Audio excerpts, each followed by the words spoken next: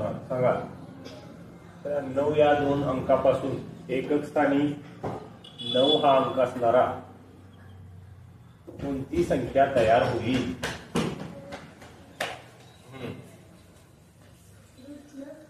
दुसरं बघा, आता काय म्हणलंय, एकक स्थानी 9 पाहिजे. बघा 93 पासून आता ही एक संख्या तयार होत्या आणि ही एक संख्या तयार होते, बरोबर का? आणि 9 कुठं पाहिजे त्यांना? एककात, म्हणून हे उत्तर बरोबर आहे. पुढं 6, 9 या अंकापासून दशक स्थानी 9 असणारी कोणती संख्या तयार होईल? दशक स्थानी 9 पाहिजे. तिसरं बघा, आता आपण सांगितलं तसं या दोन अंकांपासून दोन संख्या बघतात, एक 96 आणि दुसरी 69. म्हणणार का? काय म्हटलं इथं? दशकात 9 पाहिजे. दशकात 9 असणारी ही बनली, म्हणून उत्तर काय येणार? पर्याय क्रमांक 3.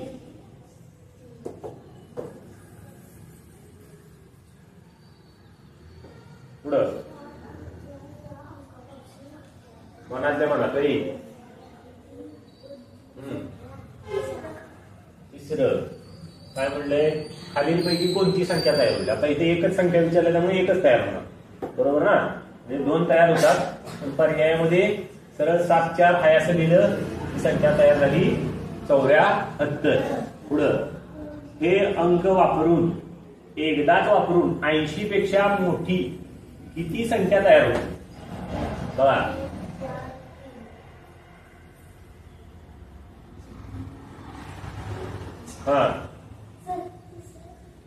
तिसरं काय म्हणले बाळा?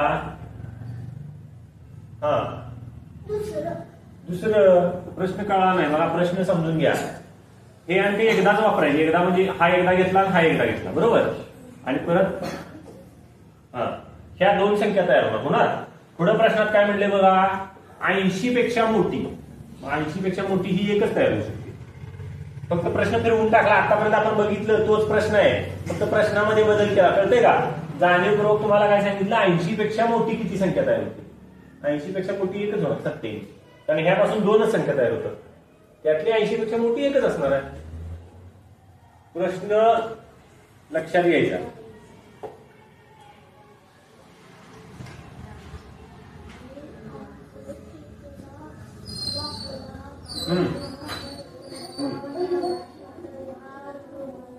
बस करी.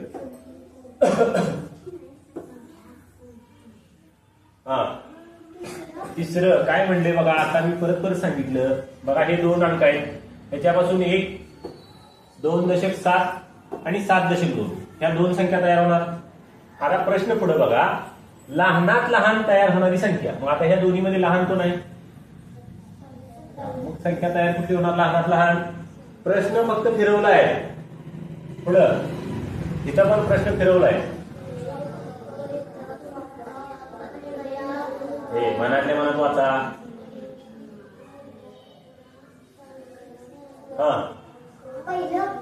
पहिलं काय म्हणलंय? हे अंक एकदाच वापरून तयार होणाऱ्या मोठ्या संख्येच्या एकक स्थानी कोणता? बघा, आता ह्यापासून 2 संख्या तयार होतात, एक 4.5 आणि 5.4. ह्यातली मोठी कुठली आहे? बघा इथं प्रश्नात मोठ्या संख्येच्या एकक स्थानी. मोठ्या संख्येच्या एकक स्थानी कोण आहे का? प्रश्न कळला का? प्रश्नाकडे लक्ष द्या, अवघड नाही आहे, फक्त प्रश्न तुम्हाला अजून डीप मध्ये विचारलेला असतो.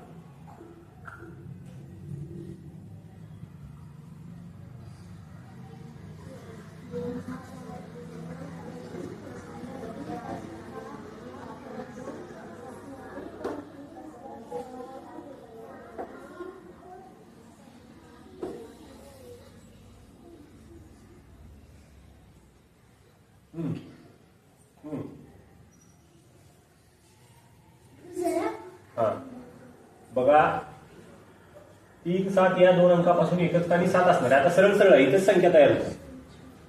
स्वल्पविराम काढलाय, होते का? म्हणजे एकच स्थानी 7 असणारी हीच होणार आहे. दुसरी होणार आहे ती काय होणार आहे सांगा बघू? दुसरी संख्या कुठली तयार होणार? पण तिच्या एकच स्थानी 7 आहे का? हे पण लक्षात ठेवा.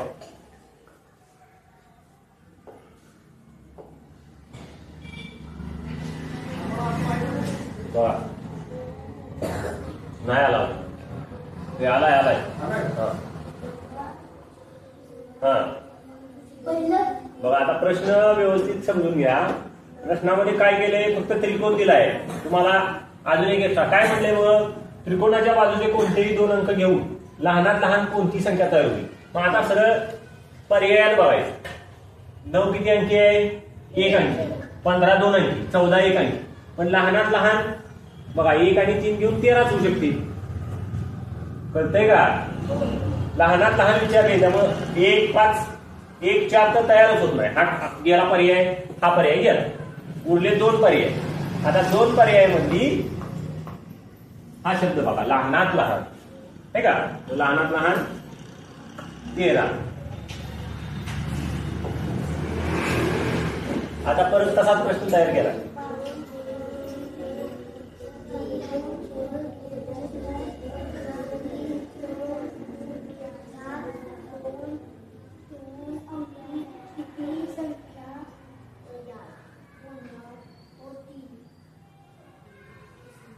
हा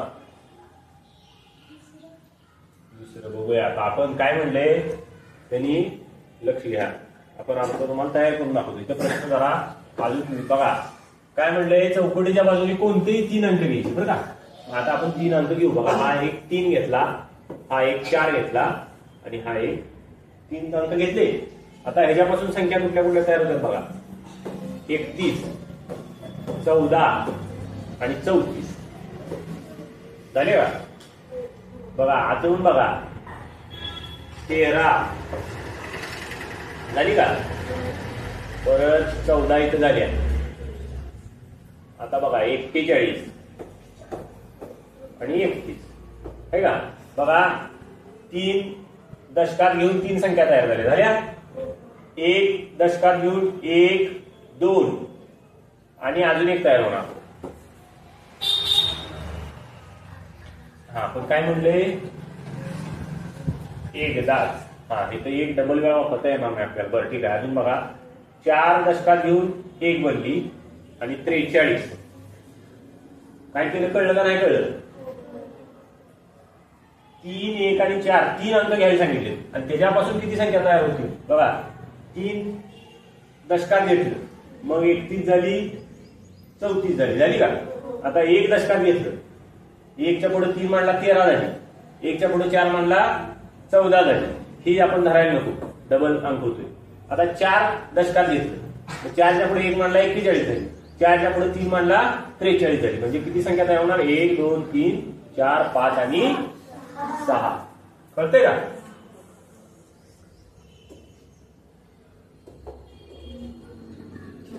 बघा आता इथं कोणतेही 2 अंक घेऊन सांगितले त्यामुळे व्यवस्थित बघायचं. पर्यायावरून सोडवायचं असलं, पर्यायावरून सोडवायचं. मोठ्यात मोठी संख्या पर्यायाकडे जायचं, त्या अंकांकडे बघत बसायचं नाही. हा चौथं बघा आता कोणतेही 2 अंक घ्या म्हणते. बघा आता हे सगळे पण मोठ्यात मोठी हीच आहे आणि 2 अंक तिच्यात आहेत का? पर्यायाकडे बघायचं. पुन्हा 2 अंकाचा नियम आपला होतोय का बघायचं. 2 अंक घेऊन बघा. मग 25 आहे, 52 पण तयार होते उद्या का, 22 पण तयार होते. पण मोठ्यात मोठी 55, कारण तिथं सांगितलंय मोठ्यात मोठी पाहिजे. पुढं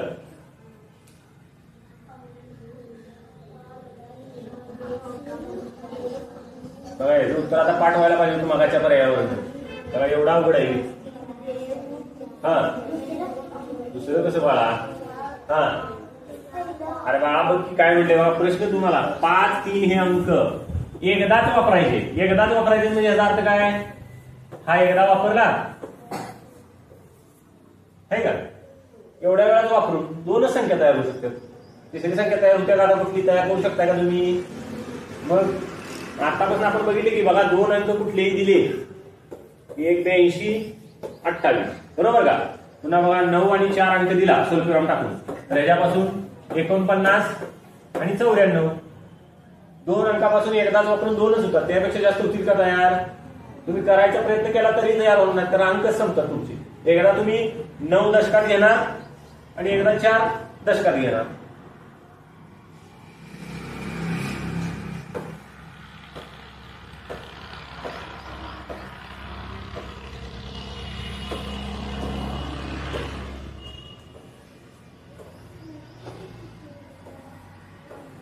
आता इथं बघा,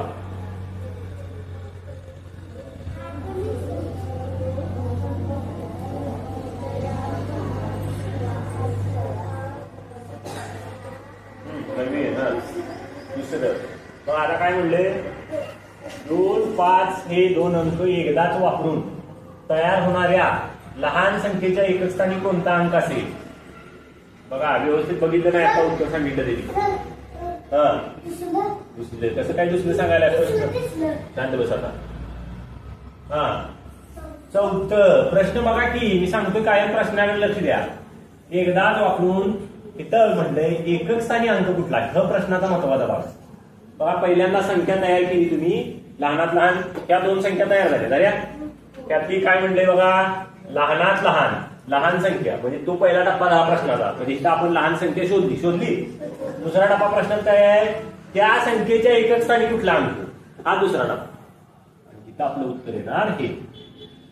कळतंय का? प्रश्न वाचायला शिकायचा, प्रश्नाचा सगळा भाग लक्षात घ्यायचा, पटकन उत्तर द्यायचं नाही. हे राहिले काय प्रश्न? 5, 8 हे राहिले वाटते.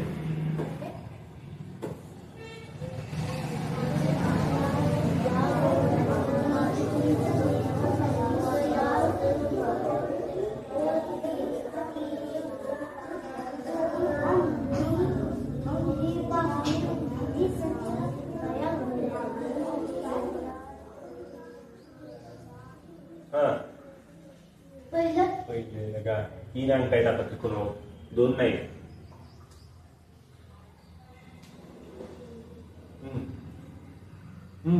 सांगी दुसरी काय लागला तुम्ही आता. अरे बाळांनो, आता 3 अंकांचे मी तुम्हाला सांगितलेलं समजावून. बघा आता लक्ष द्या, त्रिकोणावर 3 अंक दिले, 2, 3, 8. आता मी काय करतोय बघा, पहिल्यांदा मी 2 दशकात घेतला,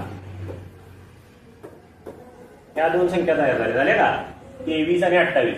आता मी 3 दशकात घेतो, मग मी 3च्या पुढे हे 2 लिहिणार, 32 आणि 38. या 2 संख्या तयार झाल्या का. आता मी काय करणार, 8 दशकात घेणार, म्हणजे बघा 83 आणि 82. किती संख्या तयार होतील? 2 अंकी जास्तीत जास्त 6 होतील. कळतंय का? प्रत्येक अंक मी दशकात घेतला, राहिलेला अंक त्याच्या एकापुढे मांडला तर 6 सगळ्यात जास्तीत जास्त संख्या तयार होतील का? कळतंय का? मग मगाशी इथं समजावून दिलं किती? पुढचा प्रश्न बघा. आता इथलं तर उत्तर लगेच यायला पाहिजे. पहिलं 2 अंक आले की 2 संख्या तयार होतात, कारण एकदा 5 दशकात आणि एकदा 8 दशकात. पुढं